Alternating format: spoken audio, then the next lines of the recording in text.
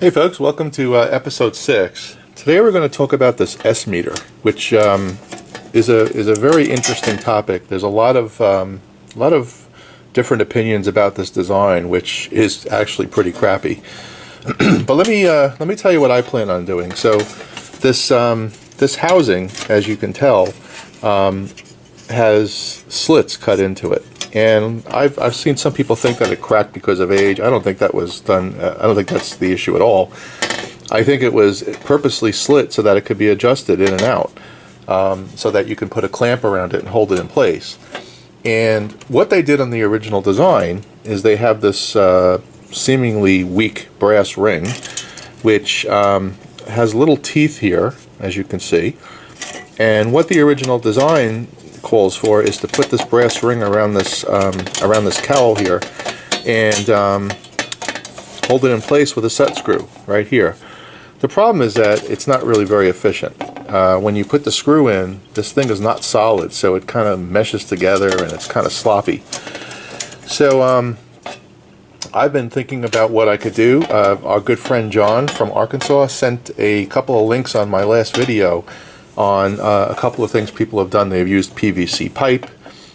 They've done a number of things to put the housing in place and make it more secure.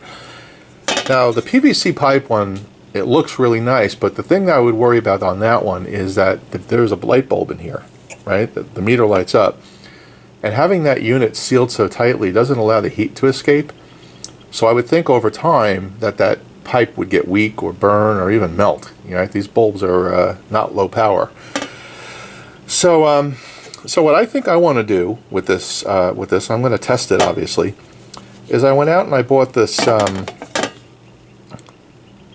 this flange, and it's a 2x2 plumbing flange, and it's rubber, and it's got a place here for a clamp, and on the other side had the same thing. And what I did is I took this and I cut it down to size so that I can put it around here after I install the meter, just like that. I can put it around there, and then I could just take one of these clamps and do that and put that in there, and that should give me enough holding power and something that would evenly distribute the pinch of the clamp. And you know, this rubber piece is really just something that will equally distribute the pressure of the clamp. And I'll be able to still mount the meter in here and use these holes. I'll just put this rubber clamp on separately, and that should be enough to hold it in place more sufficiently than what the original design had. I'm still going to think about it because I have got some time until I get this this top back. You know, I don't like the idea of having a hose clamp in there, but you know, I'm going for something that's going to be, you know, strong and sustainable. And I don't think this clip is it. You know, you could see that it's already bent from when it was originally installed. Now, if they had made this solid, that would be a little bit of a different story. But I guess, you know, to save money, they just made a stamped piece of metal and you know, did it that way. So that's the plan. We'll see how that works, and we're gonna try that. While I have this out, I wanted to show you as well. This is the glass that I showed you, and you could see that the glass I have. I put the hot glue in there. I wanted to show you close up. It's actually attached to this metal ring, so that glass is not going to go anywhere.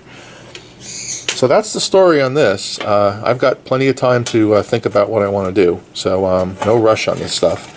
But I wanted to share what I'm thinking about. So if you wanted to see what I bought, I got it in Home Depot, and it's a Plum Quick 2x2, and it's good for cast iron, etc., etc., etc. And that's the part number, P106-22. Okay, so we'll see how that goes. Just wanted to share that with you as an aside. Let's see what else we got on the cooker here. Just to continue from an update perspective, I was able to paint this output transformer and the transformer after de-rusting it, and I was able to paint it in place very carefully using a very small brush and some Q-tips. I was able to get a nice finish on this thing, and of course I painted this flat black, not red like Buzz would do. I'm only kidding, but I've got this in place. I also applied an initial coat of navel jelly on this side of the chassis and got most of the dirt off. Now I'm going to try to get in there and get rid of that pitting and that spotting, and get it a little more cleaned up. And if anybody wants a free bird, you can hear it. It's a sun conure, 13 years old. Let me know. I'll put it in a box and send it to you. What a pain in the neck.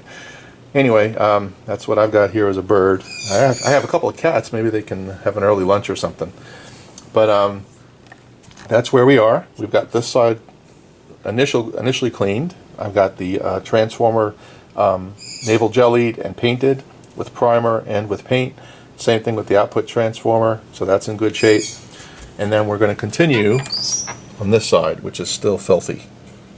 Alright, I'm going to use a Scotch-Brite pad on these cans and try to bring some of the shine back. I'm not going to use steel wool, obviously that would be a problem. Try not to disturb these adjustments.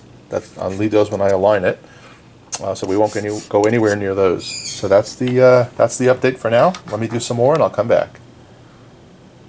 Just a quick update. So we're getting a lot of this stuff cleaned in here. I've got this box cleaned, and one little trick for you. Obviously these screws come off here. So 1, 2, 3, 4, this panel comes off and you can clean it with a Scotch-Brite pad. This top one you could actually flip. The top one on here was actually very pitted. I actually obviously cleaned it, but I flipped it around and it almost looks brand new.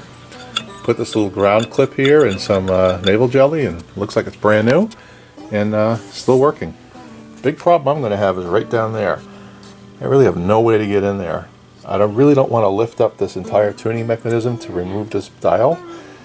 So I'm going to have to think about how I get down there. But everything else is coming along. So that's what I'm going to noodle on now. Figure out how I'm going to get in there. I think I'm going to end up having to lift this entire mechanism up and do that. But I really don't want to. Let's see what happens. You never know. Alright, I'll be back. Okay, I'm going to wrap up this episode. It'll probably be a little shorter than normal by showing you the replacement knobs that I'm going to be using. So here's the original knob that was on it. I actually have two different types of knobs on this thing. I have this one here and this one here. And you can see that they're two different shapes. This one has a more rounded body. This one has more of a flat rounded and a point that comes down. So what I'm going to use on this thing, and by the way, one of these is just all plastic inside, and the other, I have a few that have a metal rim inside. So what I'm going to use are these. Very, very retro looking. They have a brass inset, and they're going to look really, really good on this on the front panel. Just to show you an example, there's the front panel, and this is exactly how this thing was designed to look when it was first made in the factory. All right, and everybody went and changed these. But that's one of the knobs that I'm going to use. Very, very inexpensive, but I did make sure I got the one with the brass insert, because there's a lot of cheap ones out there that are just plastic, and then they'll crack, and then you'll have to replace them. So this one should last well, and it's got the paint line in the center. I believe these old ones had that probably at one point, like right here. Looks like there's some remnant of paint in there. So that's what I'm going to be using for the knobs. So that's a good thing. And then the last thing I'll show you for today is this sticker. This is the tube layout chart of the chassis. I was able to clean it up best I could without scraping any of the printing off. And it's actually readable now. I applied a spray adhesive to the back of it. And I've now connected it to this top cover, which goes on here, obviously. So I've got that part done. I did continue cleaning in here. I was able to get a little bit of a rag down there to clean that. I'm not going to be able to get it shiny, but I'll keep plugging away at it. And I think we're close to being good on this thing from a chassis perspective. I'm going to try to get some of these pits out here and try to clean that up a little bit, because I do have the room. And the cleaning process will continue. And then last to do is going to be the front. And you'll see that I've actually did a test spot there, and it actually shines pretty good. So the next step is going to be to flip this thing on its back and clean up that front. Put some deoxit and all these controls, get them nice and clean, and make sure everything's working well. So we're getting close. Alright, that's it for this episode, folks. I'll see you guys next week. Have a good weekend.